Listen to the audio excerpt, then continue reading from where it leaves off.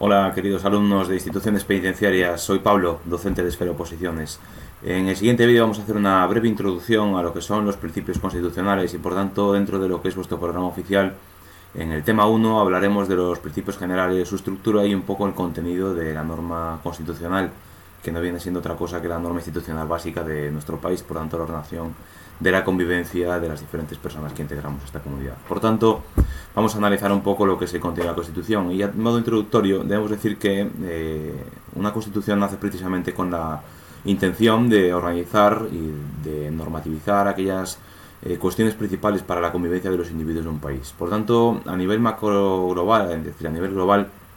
el ordenamiento jurídico se ha caracterizado por una distinción en dos apartados, es decir, una zona sería la Europa continental, que tendría un tipo de derecho conocido como el derecho continental, y luego por otra parte tenemos lo que es la zona del derecho anglosajón, ¿vale? Lo que también es conocido como el common law, que principalmente afectaría a lo que es la zona de las Islas Británicas, obviamente todo lo que es la zona de la Commonwealth, es decir, la zona de influencia del Imperio Británico, y por otro lado también la zona del continente americano, que aplica también estas mismas normas del derecho. Por tanto, estas formas de entender el derecho son contrapuestas entre sí. Por una parte, el derecho continental, en el que se situaría en este caso el ordenamiento español, vendría influenciado básicamente por los ideales de la Revolución Francesa, por esa división de poderes que además consagra también nuestro texto constitucional. Por tanto, es un poco lo que vamos a analizar. Pues fruto de esa inspiración en otros ordenamientos jurídicos, sabéis que nuestro ordenamiento jurídico se basa en lo que Kelsen definió como una pirámide normativa. En esta pirámide normativa, en la parte superior se situaría la Constitución, que le daría virtualidad y por tanto también le daría validez al resto de normas que compondrían el ordenamiento jurídico, en la medida en que éstas no se opusiesen a la Constitución, a la norma institucional básica de este país. Igualmente también, cuando esto queremos incorporarlo vía tratados internacionales, tenemos que tener en cuenta que ninguna norma que se incorpore desde fuera a lo que es la pirámide normativa puede contradecir a la Constitución. Por tanto, cuando tengamos que aplicar o introducir un tratado internacional en nuestro ordenamiento interno, primero tendremos que reformar la Constitución si este tratado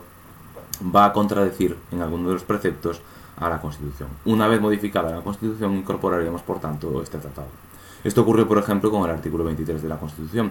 el cual reconocía solamente el derecho a participar en las elecciones municipales a los españoles. En el momento en que el Tratado de Maastricht, en el año 92, se firmó por parte del Estado español como consecuencia de la entrada en la Unión Europea, hubo que modificar el artículo 23 precisamente para permitir que los ciudadanos comunitarios también pudiesen votar y ser votados en elecciones municipales. Por tanto, primero se modificó el artículo 23 de la Constitución y después se incorporó el tratado.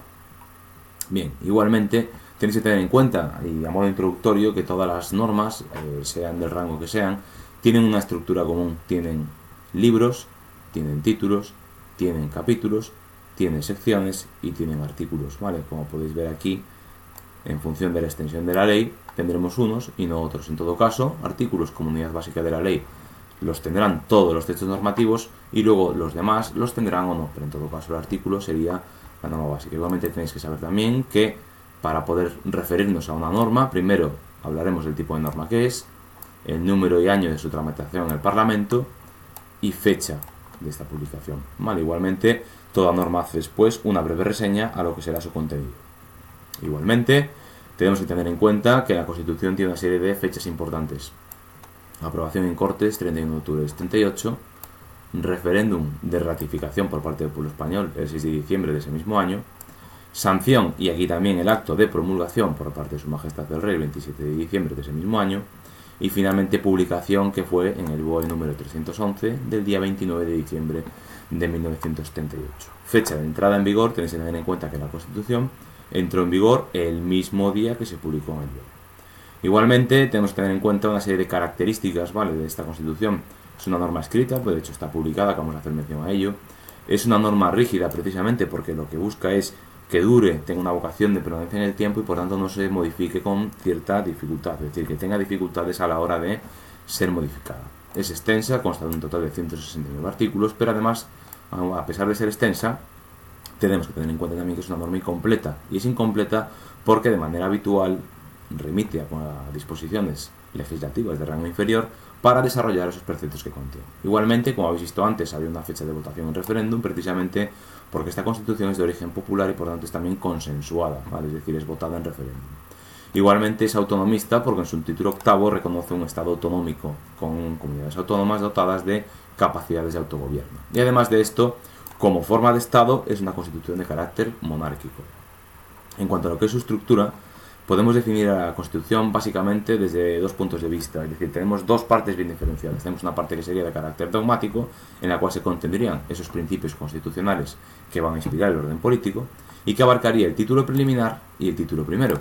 Y por otra parte tenemos ya una parte de carácter más orgánico que abarcaría los títulos 2 a 10, en el cual lo que hace la Constitución es definir la estructura de poderes del Estado y también, por tanto, la organización política y jurídica, conteniendo además en el título 10 los mecanismos de reforma, es decir, aquí hablaríamos de la división de poderes, poder legislativo, poder ejecutivo, poder judicial, de la jefatura del Estado, y hablaríamos también de las relaciones entre el poder ejecutivo y el poder legislativo, hablaríamos del poder judicial en el título sexto y hablaríamos de la organización territorial del Estado en el título octavo. En el título 9 lo dejaremos reservado para el Tribunal Constitucional y finalmente en el 10, como os comentaba antes, la reforma de este texto. Por tanto, en cuanto a la estructura, pues muy claro, tendríamos un preámbulo que no tendría aplicación normativa directa, tendríamos un título preliminar que contendría los principios generales que inspiran la Constitución, que abarcaría los 9 primeros artículos, y luego tendríamos 10 títulos en la distribución que os he comentado antes, que sería desde los artículos 10 hasta el 169. Igualmente, la Constitución tiene además 4 disposiciones adicionales, 9 disposiciones transitorias, una disposición derogatoria y una disposición final. Tenéis que recordar que la Constitución, en su disposición derogatoria única, declara derogadas todas aquellas normas que se contradigan con esta, ¿vale? Por lo tanto, una disposición que deroga todo lo anterior. También tenéis que tener en cuenta, a título de curiosidad, que el único título que a su vez está subdividido en secciones es el título primero, que habla de los derechos y deberes fundamentales, que tiene 5 capítulos y dentro del capítulo segundo se subdivide en 2 secciones. Una sección primera que contendría los derechos fundamentales y libertades públicas de los artículos 15 hasta el 29, y luego una sección segunda que contiene ya aquellos derechos que no tienen tanto amparo constitucional y que no tienen además la reserva de ley orgánica que sí tendrían los de la sección primera. Igualmente tenemos que tener en cuenta todo lo que es la estructura de títulos que nos va desarrollando cada una de las instituciones básicas de funcionamiento del Estado español. Igualmente tenemos que tener en cuenta que todo Estado moderno se va a articular a través del eje vertebrador de 3 principios, es decir, todo Estado tiene que tener soberanía, todo Estado tiene que tener un territorio y todo Estado tiene que tener también una población. Bueno, pues esto también lo regula la Constitución. En cuanto a lo que es la soberanía, sabéis que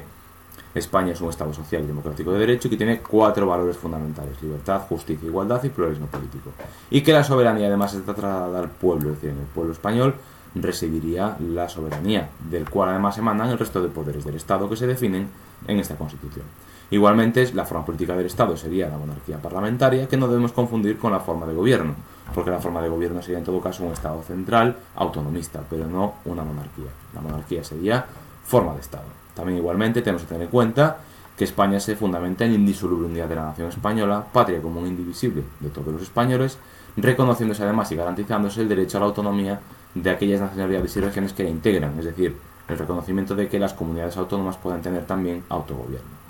Igualmente, en el artículo 3 se nos habla del idioma, que es un deber y un derecho. El castellano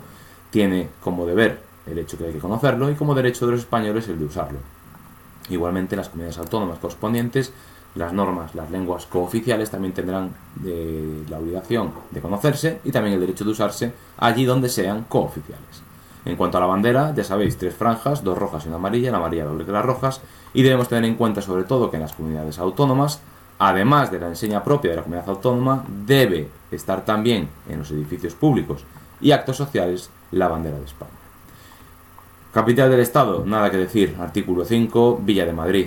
Si uno de los valores básicos del ordenamiento jurídico, uno de los valores superiores es el pluralismo político, pues este se ejerce precisamente a través de la existencia de los partidos políticos que deben formar la voluntad popular,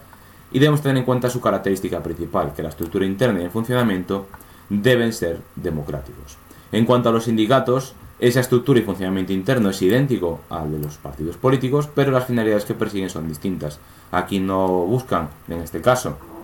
la formación de la voluntad popular, sino que lo que hacen es contribuir a la defensa y promoción de los intereses económicos y sociales propios de los trabajadores y también de las asociaciones de empresarios.